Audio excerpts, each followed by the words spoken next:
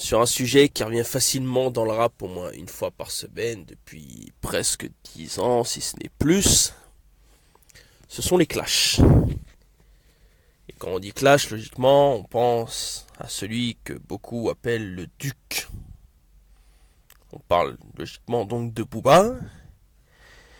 Et quand on pense adversaire, on pense à Rof. Depuis cette histoire de la prod du Crimpet et de Dieu sait quelle autre histoire, jusqu'à l'histoire la plus récente, celle de l'attaque dans la boutique Uncut, etc., etc. Le clash contre la Fouine, soi-disant à partir d'une attaque que je n'ai pas trouvée personnellement dans le son Panam Boss. Tout ça pour une punchline qui dirait sucer la bite à Rick Ross. Certains le font, mais ça veut pas dire spécialement que ça s'attaque logiquement à Booba. Je pense que c'est de la parano pure et dure. Le clash contre Caris, après son freestyle pour la réédition d'Or Noir, pour le Or Noir partie 2, où il fait un clash en se déclarant numéro 1 et en essayant de descendre au mieux tous les rappeurs, et il s'imagine que tout de suite c'est contre lui, ou contre Maître Gims, c'est ce qu'il disait dans une interview juste après. Et là, dernièrement... Ah, il y a eu aussi Cynic entre deux, pardon. J'avais oublié. Avec le fameux son le DUC dans Autopsy 2, par lequel Cynic a répondu plus tard par le carton jaune. Et ensuite, évidemment, avec une réponse soudaine de Booba qui disait ne pas vouloir répondre à l'origine et qui confirme plus tard dans l'émission de Jackie, t'entends pas ou quoi, sur Trace TV à l'époque, que finalement il va répondre parce qu'il trouvait ça insolent. À un moment, si tu te crois le plus intelligent, justement, tu réponds pas, tu fais bien comprendre qu'il a l'air d'un con avec son clash de merde. Enfin, voilà. Et là, dernièrement, c'est le clash avec la femme de Seth Gecko. Alors moi, je trouve ça fandard, une histoire contre la femme de Seth Gecko. J'ai pas très bien compris à moitié, parce qu'il clash la femme de Seth Gecko, Cardi B, et j'ai oublié la dernière, et je m'en fous.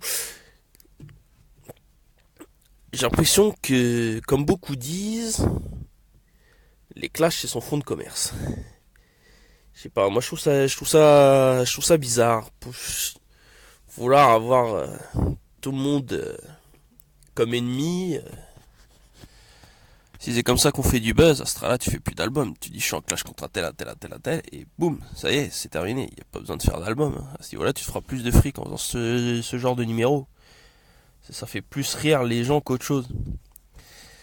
C'est comme pour en revenir avec La Fouine, où justement, à un moment, ils se disputaient, ils se clashaient dessus. Il y a eu le son Autopsy 5, il y a eu AC Milan.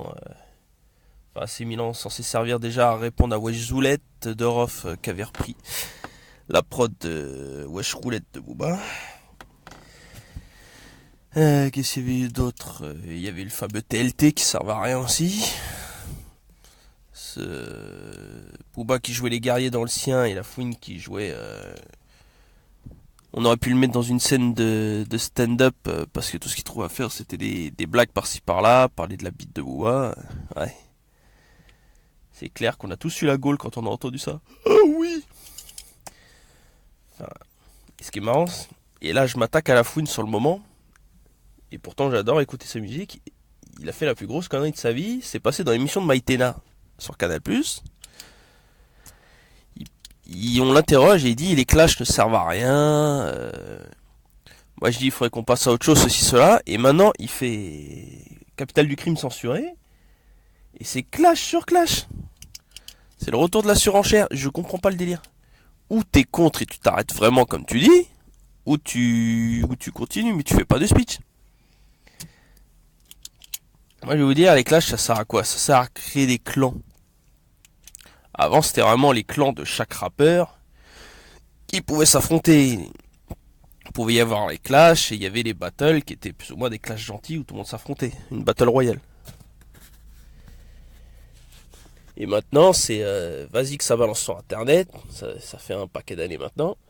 Et c'est le meilleur moyen de créer des conflits. Regardez, Par exemple, il y a eu quoi, il y a 2 ou 3 ans de ça maintenant. Si encore c'est peut-être plus, je suis même plus sûr de la date exacte. Le clash de Sultan contre Benash et l'ancien 40 000 gang.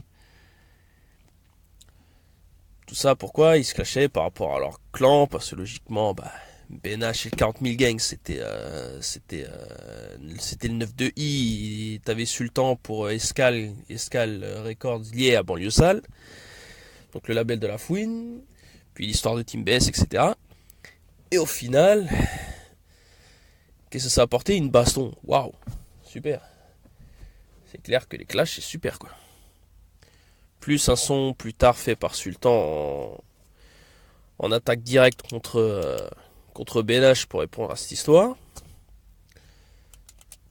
Ouais, super. C'est clair qu'on a tous envie de voir ça. Ouh. C'est vrai qu'il n'y a pas un moment quand on allume un truc, c'est oh tiens, le clash d'un tel, le clash d'un tel, le clash d'un tel, le clash d'un tel. À l'époque, moi qu'adore 50, bah, il y avait le clash aussi aux États-Unis contre Ja Rule. Plus tard contre Kanye West, bien après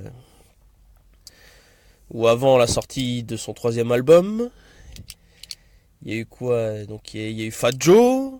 Fat Joe avec qui il est en meilleure relation aujourd'hui. Il y a eu un clash assez court du G-Unit contre les Dipset, Cameron, Joe Santana et Jim Jones. Finalement, ça n'aura pas duré très longtemps. La preuve, ça a permis un excellent son plus tard de Lloyd Banks et Joe Santana qui est Beamer, Benz and Bentley. Et un autre son Turn It Up plus tard dans un projet de Jules. Enfin bref. Je vois pas en quoi aujourd'hui, en 2018, ça sert de se clasher. Moi, il y a un truc que j'avais aimé, c'est Gaiden du Rap Contender qui avait défié Cynic au Planet Rap. Et maintenant, on se doute que, évidemment, Cynic, ça a été un peu du réchauffé à un moment, à ce moment-là. Et que logiquement, Gaiden, si on peut dire, de la nouvelle scène à ce moment-là, logiquement, qui est confronté à faire que des battles tout le temps, comme le Cynic le faisait à l'époque de Dégaine ton style. C'est autre chose, mais au moins c'était mignon, quoi. C'est un petit clash, ça passe, c'est rigolo, mais c'est pas un vrai clash. C'est comme La Fouine et Tunisiano quand ils ont fait semblant de se clasher avant de sortir Panam Boss pour finalement ressortir les espèces de pics dans le son lors du couplet, quoi.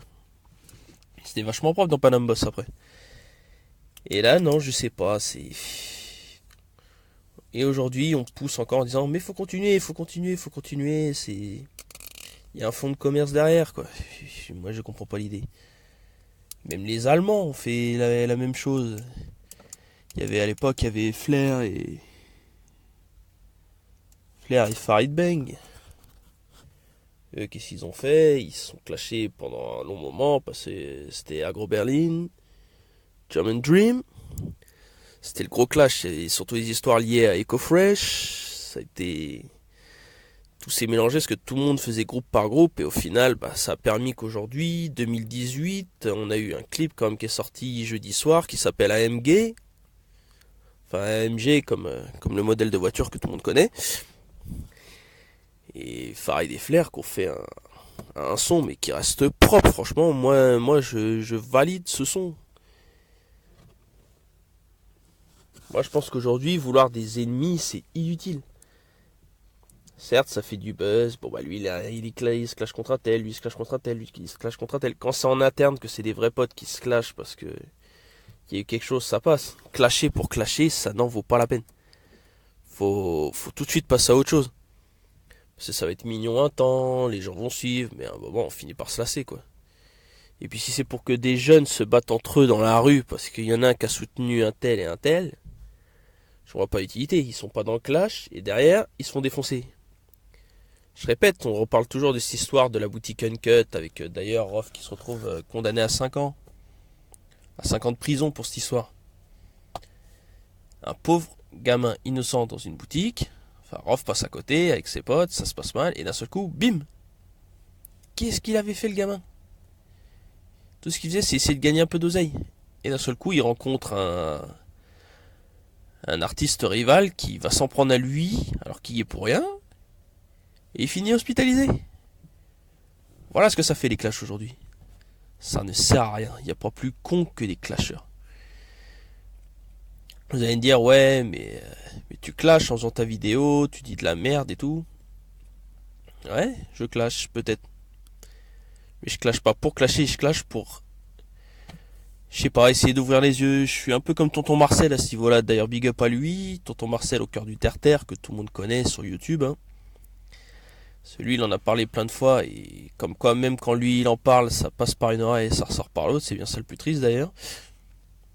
Non, je pense qu'aujourd'hui, on est en 2018, faut avancer un peu. Moi, je pense que soit faut s'unir, mais alors réellement,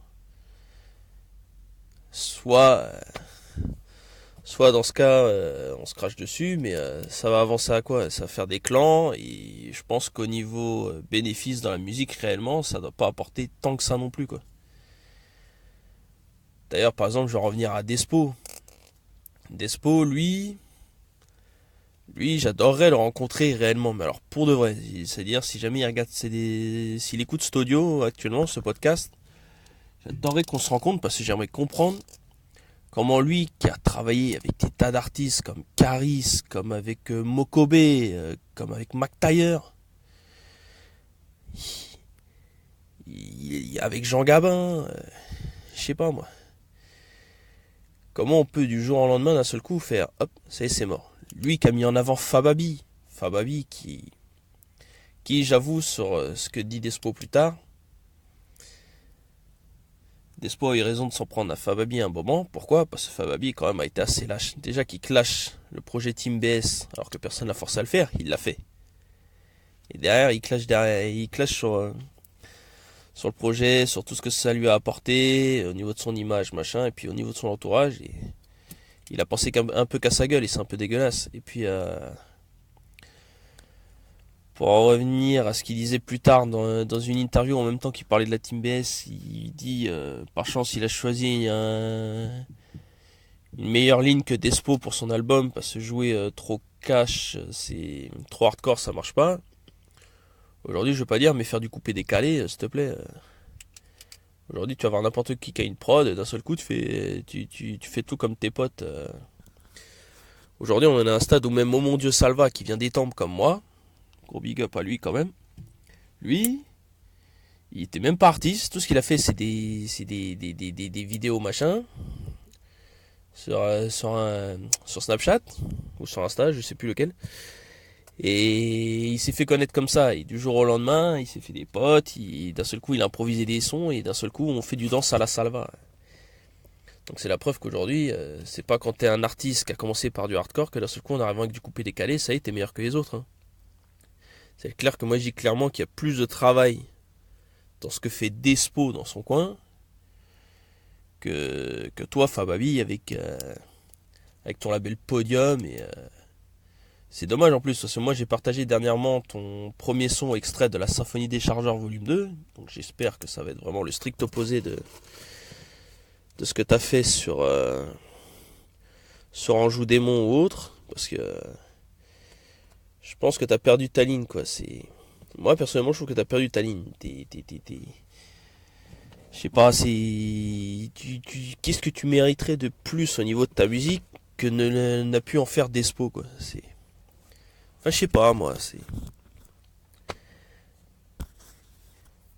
Et bon, après, Despo, lui, il a un gros défaut quand même s'il y a bien un album que j'écoute dernièrement, c'est le Dr Sophie Saïd, qui est franchement après le cœur dans les mains, hein. Et puis Meister, un album, franchement, qui fracasse les basses de ma voiture, alors franchement, je vous le conseille. Lui, il a qu'un défaut, c'est qu'aujourd'hui, on dirait vraiment qu'il a des ennemis partout. Maintenant, moi je dis, Despo, si t'écoutes cette vidéo, on se contacte et j'adorerais t'interviewer personnellement pour en parler, parce que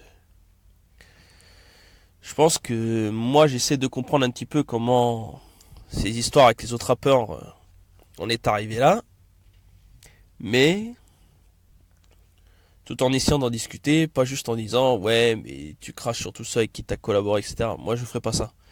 Mais une vraie interview, parce que je pense que je suis peut-être le seul aujourd'hui, sans me vanter, à essayer de te comprendre. C'est vrai qu'il y a eu tout, il y a eu, t'as collaboré avec Lino, avec Seth Gecko aussi. T'en as eu des gens qui ont travaillé avec toi, avec Ixo. Bon, après, c'est peut-être le côté commercial, je sais pas, peut-être qu'il y avait un truc, ou alors il y avait un feeling au début, et au final, bah, ils te l'ont mis un peu profond, je sais pas moi comment c'était. Mais j'adorerais que toi, tu me racontes réellement l'histoire qui t'a poussé à en arriver à tout ça. C'était même en clash avec Kennedy. Moi, franchement, je dis petit message.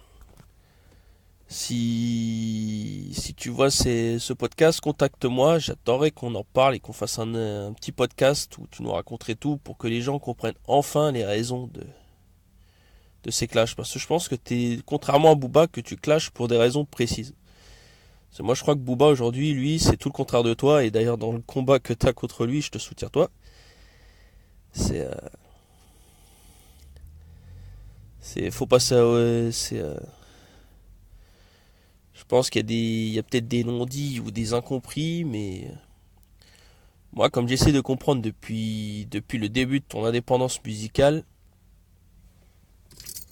moi, je dis contacte-nous et en espérant que on puisse parler de ce sujet. Enfin voilà, petit aparté, conclusion finale plutôt même, je dirais. Les clashs ne servent plus à rien. Certes, c'est rigolo d'en réécouter certains de temps en temps, mais voilà quoi. Moi, je préfère un faux clash comme celui de Gaiden et Cynic, un faux clash comme Hackett et Tunisiano dans l'album du Rire aux larmes. Il y a même des artistes qui arrivent à faire des fausses battles entre eux-mêmes quand ils ont un espèce d'alter ego. Moi, je trouve ça super marrant. Mais bon, voilà. Bon, c'était le premier podcast OSFDC Rap Musique. Big up à tous les fans de rap, aux je m'en foutistes fans de rap. OSFDC Rap Musique, bien sûr, en collaboration avec OSFDC, on s'en fout de ça, c'est pas une blague. Et donc profitez de votre week-end, mettez du gros son, et si vous avez des suggestions, si vous êtes des petits nouveaux qui voulez vous faire connaître, n'hésitez pas à poster quelque chose, on vous le postera quoi qu'il arrive. Qu'on aime ou qu'on n'aime pas, nous on partage. Donc n'hésitez pas. Big up à tous, bon week-end. Tchuss!